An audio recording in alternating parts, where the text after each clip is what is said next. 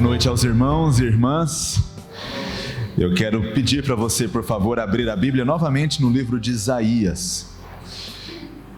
Hoje, no capítulo 6, para nós lermos esse que é um dos textos mais famosos da Escritura, o comissionamento do profeta Isaías para servir ao Senhor profetizando, numa ocasião muito específica que o povo de Israel vivia e que é respondida, pelo menos na mente do profeta, através de uma grande manifestação da glória do Senhor Deus. Enquanto você vai abrindo, eu agradeço mais uma vez pelo convite. Eu reforço que me sinto privilegiado e honrado em estar com os irmãos e irmãs nesta igreja. Também quero confessar a vocês que me sinto mais uma vez trêmulo, com grande frio na barriga. Pregadores se sentem assim, irmãos. Eu estava ali e na hora que o irmão mencionou que depois da oração eu iria pregar, eu tremi bastante. E eu me sinto trêmulo ainda. Isso é devido ao fato de entender que a responsabilidade de pregar a palavra de Deus é muito grande. Também o fato de entender que eu sou muito pequeno para essa tarefa. No entanto, eu conto com a graça do Senhor, que não só chama, como também capacita.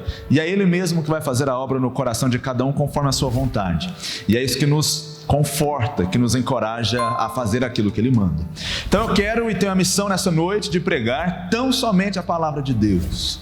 Aquilo que está registrado aqui é palavra de Deus totalmente.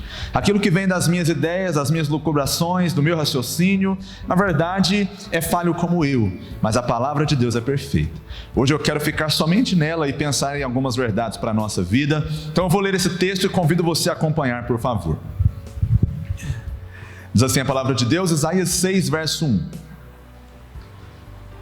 No ano da morte do rei Uzias, eu vi o Senhor assentado sobre um alto e sublime trono, e as abas de suas vestes enchiam o templo.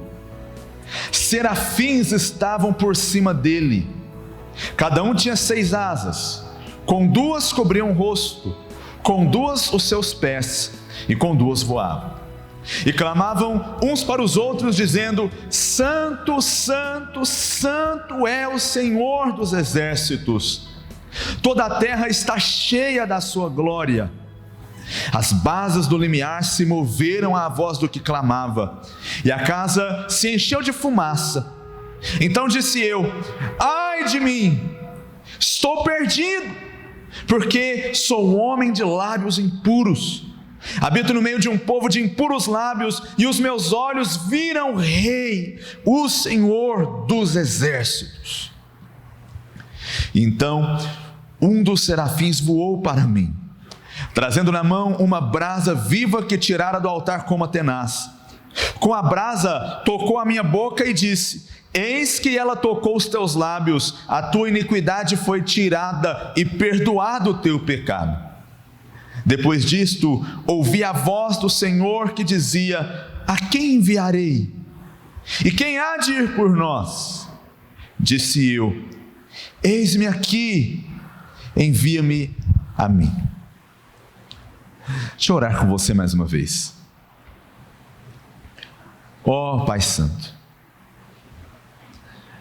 ó Senhor, quão bendita é a Tua palavra, quão maravilhosa a oportunidade que nos dá de, diante da Tua presença, através de Jesus Cristo, podermos cantar louvores, podermos estar reunidos nessa noite com os irmãos, um privilégio que nos fora tirado há algum tempo atrás e que temos alegria de desfrutar nesse fim de semana. Como é bom, Senhor Deus, podermos cultuar a Ti, com o nosso coração quebrantado que foi, pela Tua graça que nos alcançou. Senhor, esta igreja, neste fim de semana, está em festa. Ela comemora mais um ano de vida que completa porque o Senhor foi com ela desde a sua fundação até hoje. Eu gostaria de rogar, Senhor Deus, contando com a misericórdia do Senhor, que olhe favoravelmente para a gente agora. Que este vaso de barro que se levanta diante do teu povo seja escondido por Ti atrás da cruz de Cristo. e que o Senhor mesmo seja exaltado, magnificado diante dos olhos dos teus filhos, para a glória do Senhor, para o bem de cada um de nós. Em nome de Jesus, amém. Na noite de ontem tive o privilégio de falar sobre o imensurável Deus das Escrituras e o impacto dessa visão na nossa vida, no sentido de nos despertar um temor e um temor exclusivo à pessoa dele. Mostramos, ou pelo menos essa foi a minha intenção, que se nós não restaurarmos a visão de um grande Deus, nós não o temeremos como ele deve ser temido. E se nós não o temermos como ele deve ser temido, nós não poderemos desfrutar de um relacionamento bem-sucedido com ele. Então, tudo que diz respeito à nossa vida de santidade, de fidelidade a Deus, diz respeito diretamente à compreensão verdadeira de quem ele é. Hoje as pessoas têm perdido um pouco disso. Infelizmente, parece-nos que o temor de Deus tem sido excluído da espiritualidade da pregação cristã. No entanto, como eu procurei demonstrar ontem, sem temor a Deus, nós perdemos bênçãos. Sem temor a Deus, nós não podemos sequer sermos identificados como crentes. Então, povo de Deus, eu quero crer que esta igreja é uma igreja que, como diz Atos capítulo 2, 43 ou Atos 9, 31, caminha no temor do Senhor. E a outra verdade, ainda nesse sentido, dentro do texto de Isaías 46, é que quando Deus fala sobre ele ser o Deus grande e exaltado, isso nos leva a perceber que ele deve receber o nosso temor de forma exclusiva. O temor a Deus expulsa os ídolos do nosso coração. Essa é uma ideia que eu quero voltar a tratar, se Deus permitir, amanhã pela manhã. Mas hoje eu gostaria de convidar você a olhar agora para a vida do profeta Isaías, mais uma vez, e perceber como isso que ontem nós vimos como pregação, foi verdade na própria experiência pessoal do profeta. Isaías diz: Senhor, eis-me aqui, envia-me a mim. Mas como ele chegou lá? Como ele ouviu esse chamado? Como afinal de contas ele foi impactado por Deus a ponto de responder tão prontamente: eu quero te servir, pode me enviar? Isso aconteceu porque Isaías viu a Deus, e aquela visão transformou sua vida. Então vamos olhar para esse texto hoje. Antes de mais nada, eu quero começar pensando no contexto histórico dele. Isaías ministra num tempo de decadência moral, decadência política e decadência religiosa na nação de Israel. Ele olhava para o cenário ao seu redor e era um cenário de muita instabilidade, era um cenário que causava no coração das pessoas com certeza muito temor, porque era uma grande decadência comparado com os tempos áureos da nação. Note bem, os governantes daquele tempo eram governantes corruptos. O povo estava em profunda idolatria, e inclusive o livro de Isaías fala muito sobre esse assunto da idolatria. Os ricos exploravam os pobres, havia impunidade, haviam injustiças. Esse era o cenário nacional. O povo que foi chamado para ser povo de Deus estava vivendo numa situação completamente decadente. Sempre que há idolatria, isso é ensino especialmente do Velho Testamento, existe junto com a idolatria imoralidade. Essas coisas parecem caminhar juntas. Isso é ensino bíblico do Antigo Testamento, teologia bíblica. E parece que havia pelo menos uma grande esperança para a nação. E essa grande nação, essa grande esperança tinha nome. E o nome dessa esperança era Rei Uzias. O rei Uzias não era um governante qualquer. A nação estava um caos. Mas quando você olhava para o rei Uzias, ele era a figura principal política da nação, e era uma figura que despertava pelo menos um pingo de esperança, uma luzinha lá no fim do túnel. Uzias era um homem muito poderoso. Ele era um líder político e um líder militar muito capaz, muito poderoso nas suas obras, nas suas ações, na sua maneira de conduzir o seu ministério, o seu reinado. Ele reinou por mais de 50 anos, se não estou enganado, 52.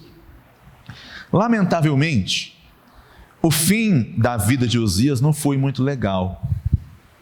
Diz a Bíblia em 2 Crônicas 26, que no fim dos seus dias, quando ele chegou a ser forte, diz o texto, o seu coração se ensoberbeceu, se tornou orgulhoso, e ele agiu com infidelidade diante de Deus.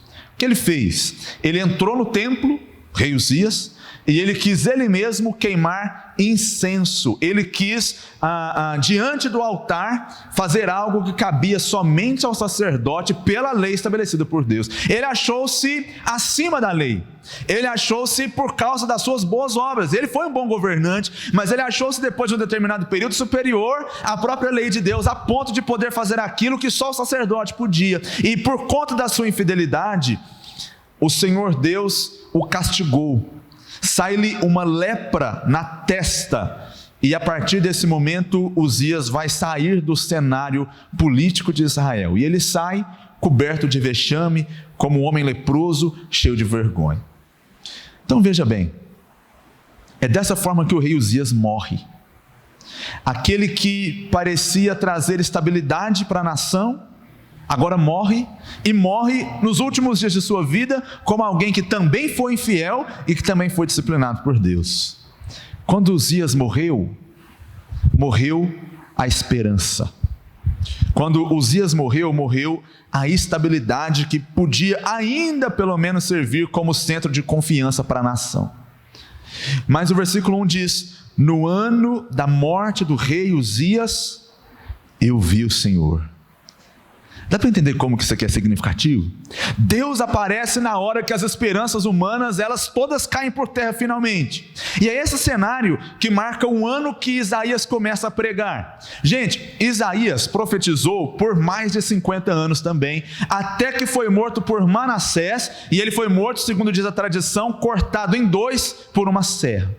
Foi uma morte terrível. Mas ele pregou durante todo esse tempo com paixão por Deus. Diante de toda a instabilidade, ele amou a Deus. Ele permaneceu fiel, ele foi até o fim. Mesmo a ameaça de morte não impediu esse homem de ser fiel ao Senhor. Qual o segredo dele?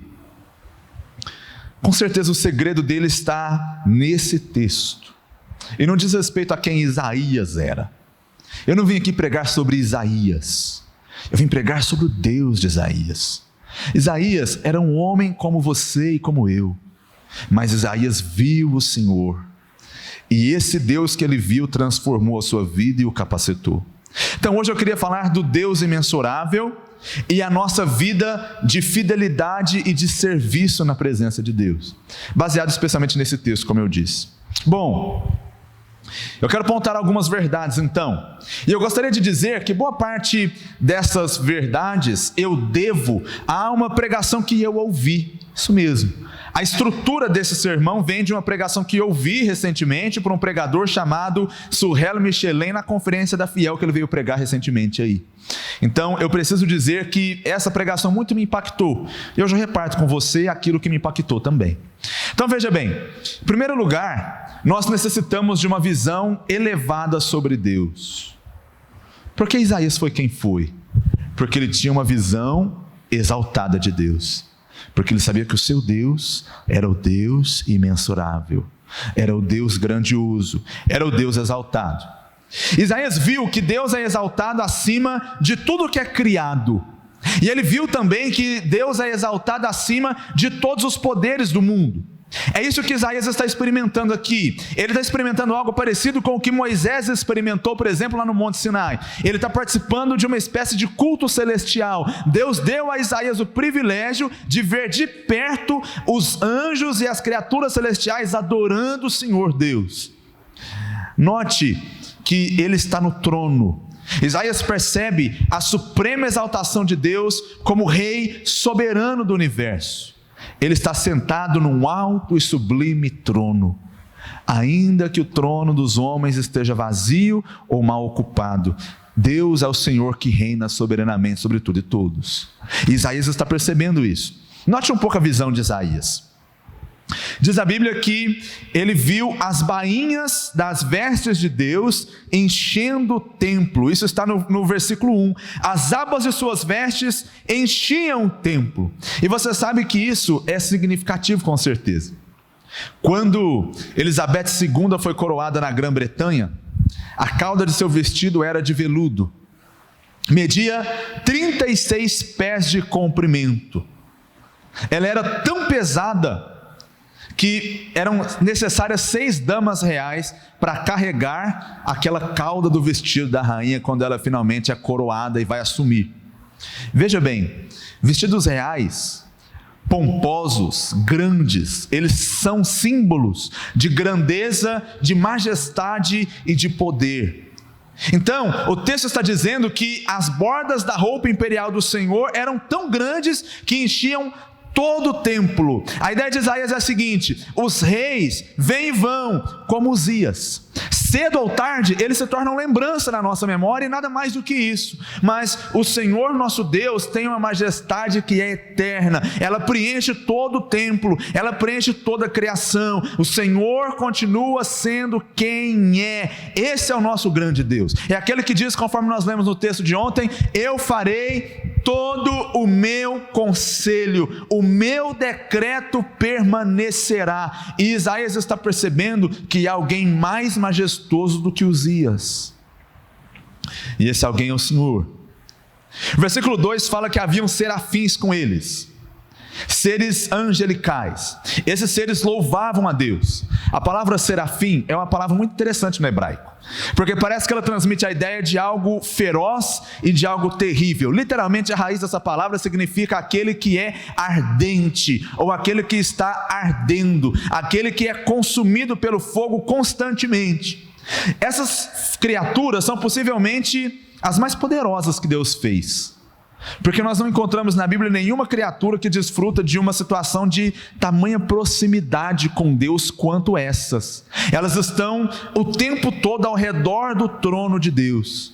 Mas note, e mesmo elas cobrem os rostos em sinal de reverência. Mesmo os serafins entendem que não há nada que é trivial no conceito de Deus. A única coisa descoberta é a boca, e eles têm a boca para poder declarar, e declaram: santo, santo, santo é o Senhor dos exércitos, toda a terra está cheia da sua glória. Agora note bem, esse louvor é um louvor que nos relembra algo muito importante. Perguntaram para um homem de Deus do passado chamado, ele morreu tem pouco tempo na verdade, o R.C. Sproul. Você já deve ter ouvido falar dele talvez. E o Sproul, perguntaram para ele o seguinte: o que afinal de contas está mais perto de Deus? Um verme ou um serafim? Ao que esse homem muito sabiamente responde: nenhum dos dois. Quando a medida de comparação é Deus, qualquer criatura está infinitamente separada dele. Note, separada em que sentido? No sentido de que nenhuma criatura pode sequer ser comparada com o Deus criado. Claro que nós como criaturas temos comunhão com o Deus criador, mas nem mesmo um serafim pode se comparar com Deus. É por isso que o serafim está coberto e ele está clamando continuamente, diz o texto no versículo 3: santo, santo, santo é o Senhor dos exércitos. Santo é separado, santo é transcendente, ele é elevado acima de todo o universo criado, ele é separado infinitamente de tudo aquilo que não é ele. Ele é único, não há outro como o nosso Deus. Veja bem, eu queria chamar sua atenção para uma coisa. Nas igrejas evangélicas hoje, se destaca muito o aspecto da presença de Deus. Não é assim? Nosso Deus está presente. Isso não é errado. Mas parece que pintou-se a figura de um Deus que é imanente e que não é transcendente. De certa maneira, Deus foi diminuído e se tornou quase que como um de nós. Mas essa não é a figura bíblica. A teologia bíblica nos ensina que Deus é imanente, é verdade. Então, Ele é comunicável. Então, Ele é acessível. Então, nós podemos encontrá-lo, mesmo através das coisas que Ele criou. Mas Deus não se confunde com a sua criação. Ele é exaltado. Ele está no céu e nós na terra. Por que isso é importante? Porque quando nós diminuímos Deus, especialmente esses aspectos, para exaltar, por exemplo, o amor de Deus, ou a graça de Deus, o amor e a graça de Deus são diminuídos também. A graça de Deus só faz sentido se nós entendermos que Ele é o grande Deus exaltado, que se fez homem, que se humilhou, que pisou na terra na pessoa do seu Filho Jesus Cristo. Se Deus é como um de nós, o que Ele fez na cruz não tem quase nenhum valor. Ele é só um grande homem que fez uma grande obra, mas outros homens também fizeram isso. Eu gostaria muito que você percebesse que se Jesus foi um homem visionário, um homem legal, um homem gente boa, um grande mestre que morreu por nós, então Sócrates é maior que Jesus. Então, homens da história humana que deram a vida por conta dos seus ideais, são iguais ou até mesmo maiores que Jesus. Agora, se Jesus é o Filho de Deus, aquele que não se compara com nada na sua criação, aquele que é exaltado mesmo diante de serafins, criaturas que nunca pecaram, então o sacrifício de Jesus e o amor de Jesus e a graça de Jesus se tornam muito maiores aos nossos olhos. Se você diminui a pessoa de Deus, você também diminuirá seus atributos, eles não farão sentido nenhum. Agora veja bem, eles estão dizendo: santo é o Senhor, toda a terra está cheia da sua glória. Toda a terra está cheia da sua glória. Não há nada na terra e no universo que não esteja sob o poder e a autoridade de Deus. Essa palavrinha aqui, cheia da sua glória, significa literalmente encharcada da sua glória, embebida da sua glória. Em tudo que existe na criação, nós encontramos vestígios da glória de Deus. Sabe por que isso é importante também? Porque o tempo todo, você e eu nos encontramos debaixo de revelação de Deus. Usando agora a linguagem bíblica para ficar mais fácil. Salmo 19, você conhece muito bem. Os céus proclamam a glória de Deus. O firmamento anuncia as obras das suas mãos. Se você for para Romanos capítulo 1, mais uma vez encontra a mesma verdade. Os atributos invisíveis, eternos de Deus, claramente se reconhecem. Até mesmo a divindade de Deus são reconhecidas por meio das coisas que foram criadas. O Senhor nosso Deus, embora seja exaltado, se revela todos os dias para todos os seres humanos através das coisas que Ele fez. É por isso que nenhum homem na terra poderá dizer que não sabia sobre Deus. Mesmo aqueles que nunca ouviram o Evangelho, mesmo esses são culpados, porque Deus se manifesta todos os dias e todo ser humano tem testemunhos da glória de Deus diariamente diante dos seus olhos. A Bíblia também diz, veja bem, continuando o texto, versículo 4, que as bases do limiar se moveram à voz do que clamava, e a casa se encheu de fumaça. Veja bem, foi um barulho estrondoso, como de muitas águias, como de 500 aviões F-35 voando num cortejo presidencial. Ainda assim, isso é muito fraco, perto daquilo que Isaías viu naquele dia, e a casa se enche de fumaça. Talvez isso tenha a ver com a fumaça do incenso, que era usada nos templos, nos cultos, no contexto dos sacrifícios. Agora, irmãos e irmãs, se você quer ser apaixonado por Deus, se você quer ser impulsionado ao serviço a Deus, você precisará ter uma visão exaltada de Deus. É essa visão de Deus que a gente tem que ter. Por que as pessoas parecem que não se sentem mais tão atraídas por Deus? Porque Deus parece hoje em dia ser uma pessoa muito comum. Deus não é comum. Não há nada semelhante a Deus. Na presença de Deus nós nos surpreendemos todos os dias. As obras de Deus são maiores do que nós pedimos e muitas vezes maiores até mesmo do que o que nós pensamos. Ei, se você for todos os dias, todas as horas, todos os minutos da eternidade, você passar todo esse tempo olhando para a pessoa de Deus, você passará anos, séculos, milênios e milênios e continuará se surpreendendo na presença dEle. Você acredita nisso? É verdade. É verdade. João capítulo 17 fala assim que a vida eterna é esta: conhecer a Deus. Parece que a eternidade, para a tristeza daqueles que não gostam de estudar, vai ser um grande seminário de teologia. E você vai estudar eternamente sem nunca se formar, porque sempre haverá mais de Deus para você descobrir. Sempre haverá.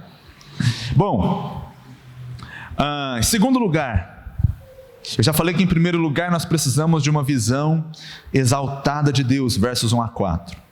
A partir de agora, eu quero olhar para cada versículo, e em cada um desses versículos descobrir uma verdade. O versículo 5 mostra que nós necessitamos de convicção do nosso próprio pecado. E isso aconteceu com Isaías. Por favor, me ouça. Se alguém teve uma nova visão de Deus, automaticamente esse alguém terá uma nova visão de si mesmo. Você ouviu isso aqui? Se alguém diz para mim, pastor, hoje eu tenho um novo relacionamento com Deus, então eu perguntarei, você tem um novo relacionamento com você mesmo e com o seu pecado? Porque se você vê a Deus de maneira tão grandiosa, e isso não muda a sua vida, então você não viu a Deus. Você tem que ter visto outra coisa. É interessante como nas igrejas as pessoas parecem que valorizam isso, visões sobrenaturais, coisas extraordinárias. Elas caem, elas levantam, elas pulam, elas rodopiam nos bancos da igreja, elas dizem que estão vendo coisas extraordinárias acontecendo, mas na segunda-feira elas continuam sendo maus funcionários. Mas isso não desperta nenhum tipo de quebrantamento no seu coração. Parece que essas visões são espetaculares no momento do culto, mas quando saem do culto, saem fazendo fofoca. Por quê? Porque não houve uma visão exaltada da pessoa de Deus de verdade. Note o que aconteceu com Isaías. Assim que ele vê Deus de maneira exaltada, ele olha para si mesmo e diz, estou perdido. Você percebe isso? Estou perdido. Agora veja, nos primeiros 5 capítulos de Isaías estava profetizando uma sequência de juízos sobre Judá por causa do seu pecado, a idolatria. Foram 6 ais que Isaías profetiza. Desde o capítulo 1, você vai encontrar Isaías falando, ai de vocês, ai de vocês, ai de vocês. No capítulo 6, Isaías tem uma visão impressionante da santidade de Deus. E aí o 7º ai de Isaías não é para ninguém fora dele. O 7º ai de Isaías é para ele. Ele falou, ai de vocês, ai de vocês, ai de vocês. Mas aí ele vê Deus, e quando ele vê Deus ele diz, ai de mim, porque eu estou perdido. A nossa tendência é de ver os pecados dos outros como piores do que os nossos. Fala a verdade. O pecado do outro é terrível, o seu tem justificativa. É ou não é? Olha, você viu o que o fulano fez? Rapaz, eu não sei nem se ele é crente, terrível. Mas quando você faz o mesmo, poxa, eu me vi numa situação que aconteceu isso, foi só dessa vez, eu acho que Deus com certeza vai me entender. Temos muito mais essa tendência de sermos mais coniventes com o nosso próprio pecado. E era assim que talvez Isaías via a si mesmo também. Mas quando Isaías viu a glória de Deus, a primeira coisa que salta aos olhos de Isaías não é o pecado do outro, é o pecado de si mesmo. Eu tenho muitas dúvidas daquelas pessoas que vivem a sua vida cristã apontando o dedo para o pecado do ciclano. Não que nós temos que fazer vista grossa, mas parece que às vezes nós não estamos vendo o nosso próprio.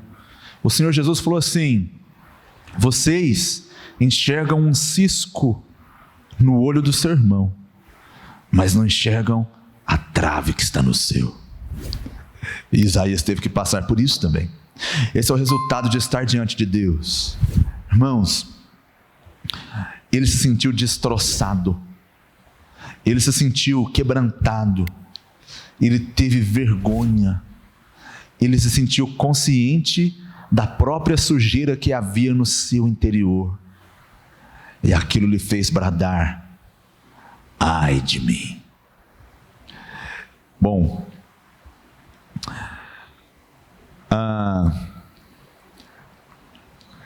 me parece que as orações, os cultos, o que eu leio sobre a história da igreja e até mesmo a ordem, até mesmo dos cultos dos irmãos no passado, haviam momentos no culto em que as pessoas paravam de fazer o que estavam fazendo para confessar pecados.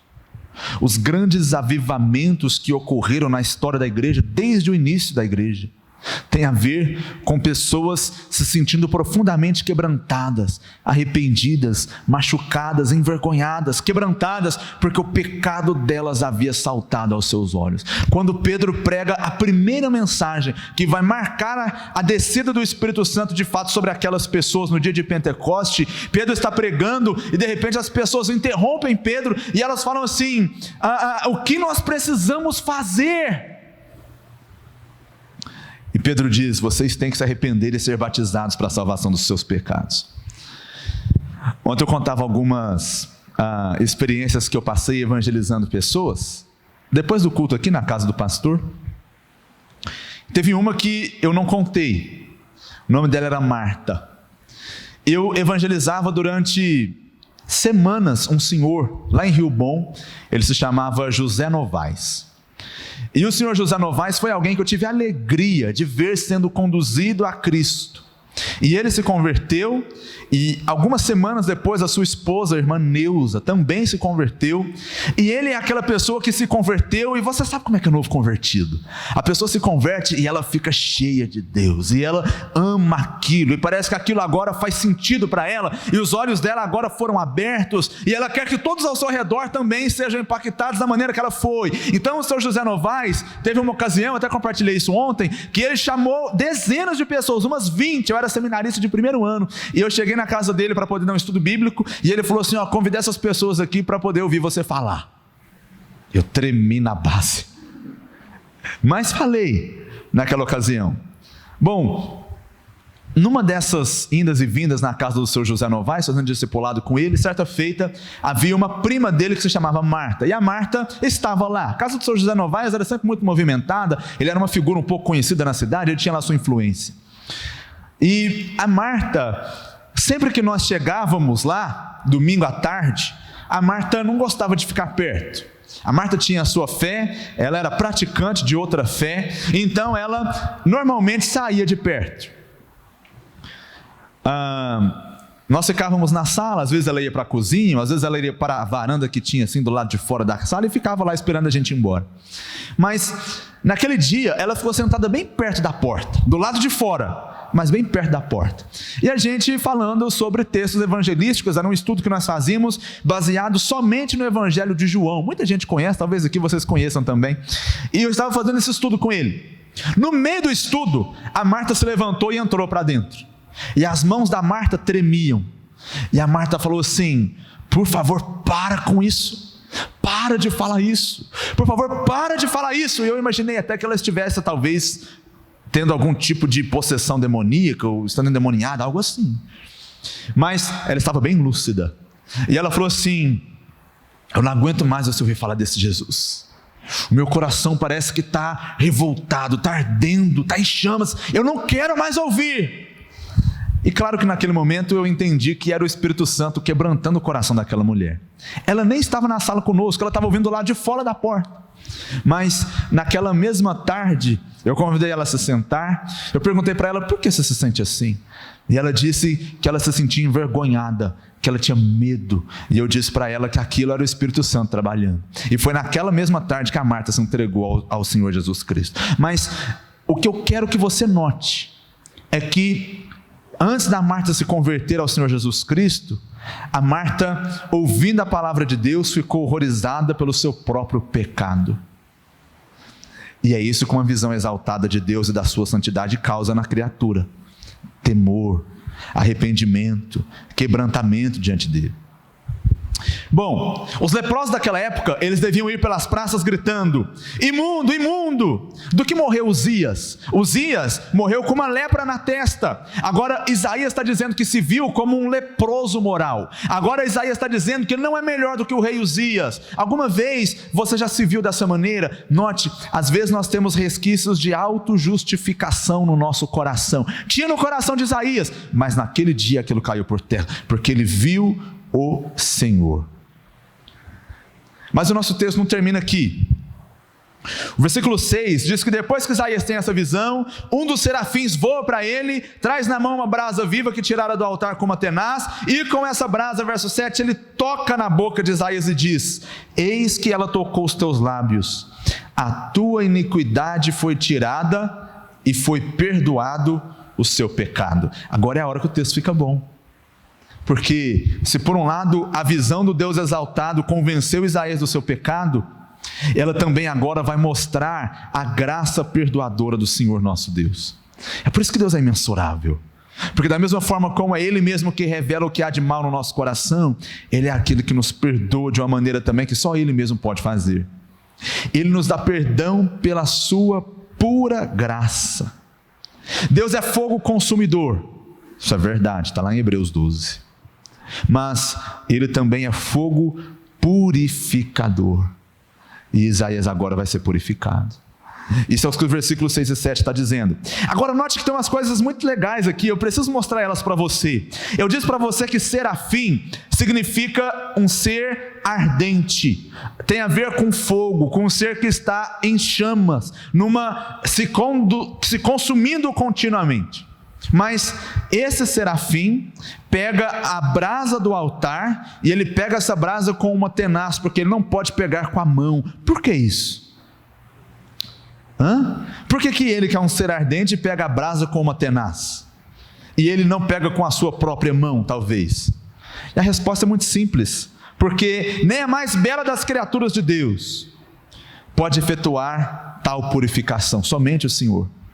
Todos os seres humanos, eles procuram se justificar de alguma forma, ou se apegando a alguém, ou se apegando a algo, ou se apegando a algum tipo de obra. Mas o texto mostra que nem os serafins, que são gloriosos, podiam fazer isso. Então eles tocam agora na boca de Isaías e tiram a iniquidade e espiam o pecado dele. Então note bem, meus queridos, quando Deus abre os seus olhos, quando Deus mostra quão santo Ele é, não é somente para evidenciar o nosso pecado, não é só para destruir você, é para dar vida para você. Olhar para Jesus traz vida. Olhar para Deus é vida. É por isso que ele convida os pecadores, ele diz: olhai para mim e sejam salvos. Ele é transcendente, mas ao mesmo tempo ele é um Deus de graça. Ele é um Deus que está pronto para nos perdoar. Outra coisa é que o serafim pega uma brasa viva que tira do altar. E essa brasa viva que ele tira do altar mostra, ou pelo menos indica, que um sacrifício foi feito. E esse sacrifício prefigura a morte do Senhor Jesus Cristo no Calvário. Quando o Senhor Jesus Cristo morreu, ele foi o nosso substituto. Ele morreu no nosso lugar. A morte dele foi cabal, ou seja, foi um sacrifício definitivo. Nós estamos seguros em Jesus. Deus não faz vista grossa com o pecado de ninguém, mas ele providenciou algo tão perfeito para que esse pecado fosse perdoado. Em Jesus, a santidade de Deus é provada, a justiça de Deus é satisfeita, mas o amor de Deus também é derramado, e é derramado no seu favor e no meu favor. Ele é o justo que justifica, e é por isso que a gente não separa o amor de Deus da santidade de Deus, porque Ele é o Deus exaltado. Bom, nós precisamos dessas duas coisas, perdão, e nós precisamos também da purificação. E Isaías recebeu isso. E como Isaías recebe isso? Última parte para nós terminarmos a mensagem. Verso 8. Depois disso ouvi a voz do Senhor que dizia: quem enviarei, quem há de ir por nós? Disse eu: eis-me aqui, envia-me a mim. Bom, em último lugar, nós precisamos assumir a alegria e o privilégio de servir a esse Deus, depois que Ele se revela exaltado. Gente, não é assim? Parêntese.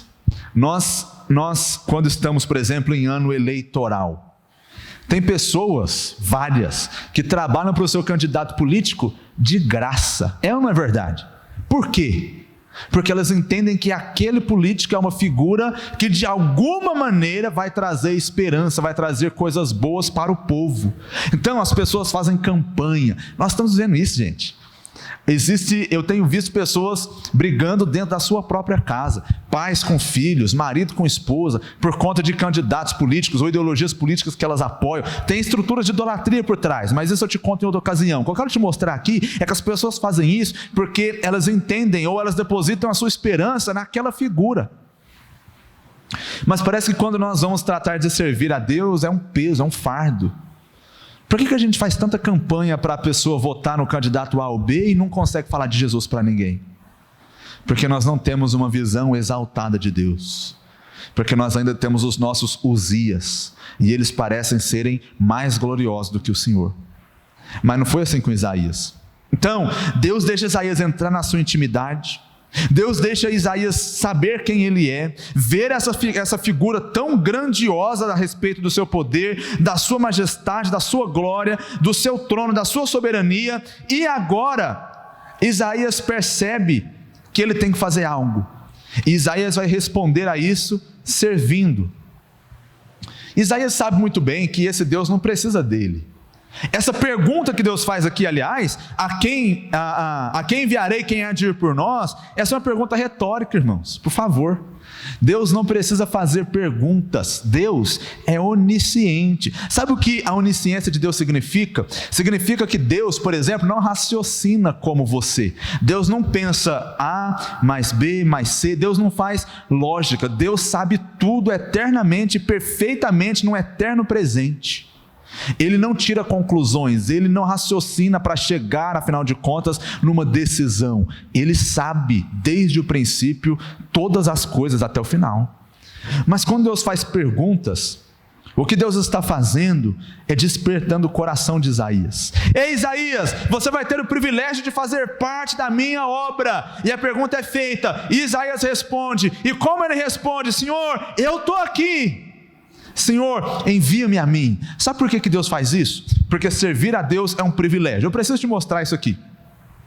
E eu vou terminar com isso. Eu vou tentar dar exemplos. A gente percebe que está começando a ficar velho quando a gente começa a usar certas expressões na vida. Eu sei que eu não sou muito velho ainda, mas tem certas expressões que eu já estou usando. E uma delas é na minha época. Se você fala na minha época, eu já sei que você é velho. E eu estou nessa. E recentemente eu tive a oportunidade de ir lá no Instituto Bíblico Maranata, que foi onde eu estudei. E aí eu estava lá trocando uma ideia com os alunos daquele tempo e tal, e eu falei para eles assim, olha, na minha época, cara, eu me senti muito bem. Na minha época, isso aqui não era assim. As coisas estão diferentes, porque na minha época era desse jeito mais ou menos que a gente faz. Mas eu estive no Maranata ano passado, e estando lá no Maranata, algumas coisas que eu encontrei lá, são coisas das quais eu tive a oportunidade de participar da construção na época. E é muito legal quando você passa diante de algum lugar, e você vê a obra feita, e você olha aquilo, e você diz assim, eu tive a alegria de participar disso. É muito legal. Então você fala assim, e fala com a boca cheia. Os alunos atuais com certeza não gostam. Mas eu não estou nem aí, eles vão ter que me engolir mesmo, né? E aí eu falo para eles assim, olha, na minha época eu dirigia o tratorzinho, e eu ia lá não sei na onde, e a gente derrubava as árvores, e aí a gente carregava o tratorzinho, e a gente trazia essa madeira para cá, e foi usando essa madeira que a gente trazia para cá, que foi feita a reforma do dormitório das meninas, na minha época. Então a gente fica contando essas histórias. Fazendo isso um pouco de forma mais particular, eu venho de uma família que não é lá uma família com muitas posses. E o sonho da minha mãe, nós morávamos na casa dos meus avós. E o sonho da minha mãe é mãe solteira, como várias guerreiras que têm que criar seus filhos sozinhas. E a minha mãe é uma dessas. E a minha mãe tinha um desejo de ter a própria casa dela. E ela ralou muito. Eu me lembro que tanto a minha infância quanto a minha adolescência, nós moramos na casa dos meus avós, lá no bairro Santa Maria, em Uberaba. Eu sou de Uberaba. E depois de algum tempo, a minha mãe finalmente conseguiu comprar a casa dela. E quando ela comprou a casa dela, nós rapidamente nos mudamos. Mas na nossa mudança, a nossa casa não tinha muita coisa. A nossa casa tinha um colchão de casal. E nesse colchão de casal, note que eu não disse cama, eu disse colchão. Nesse colchão dormíamos minha mãe, eu e o meu irmão, que era o Vitor, que na época devia ter acho que uns, sei lá, talvez uns 10 anos de idade mais ou menos. O Vitor tinha menos, tinha uns 8, eu devia ter uns 15. E nós dormíamos todos no mesmo colchão. Nós não tínhamos guarda-roupa. As nossas roupas ficavam, a maior parte delas, nas malas, ou nós colocávamos em cabides algumas e elas ficavam penduradas ali.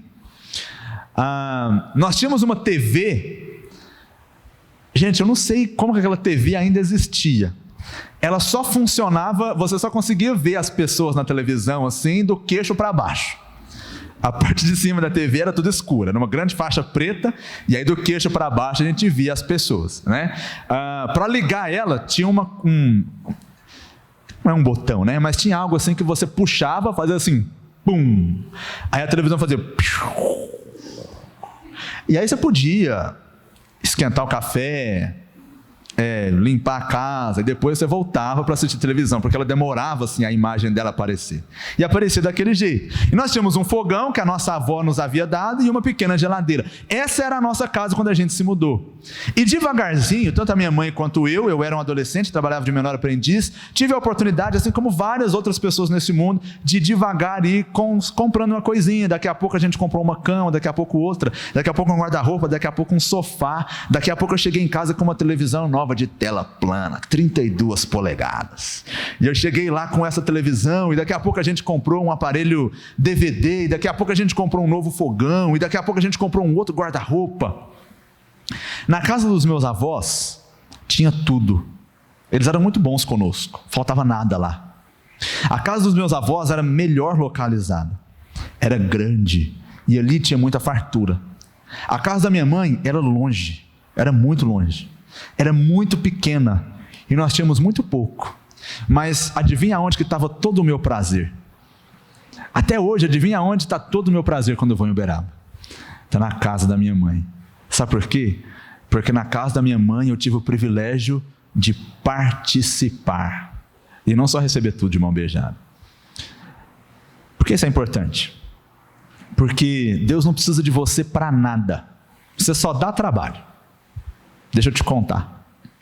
Mas quando nós chegarmos na glória eterna, e nós vamos chegar, quando o reino de Deus estiver completamente estabelecido, quando a redenção estiver consumada, nós vamos poder olhar para pessoas lá e vamos poder dizer: essa pessoa chegou aqui porque eu orei por ela, porque eu entreguei um folheto, porque eu convidei para ir no culto.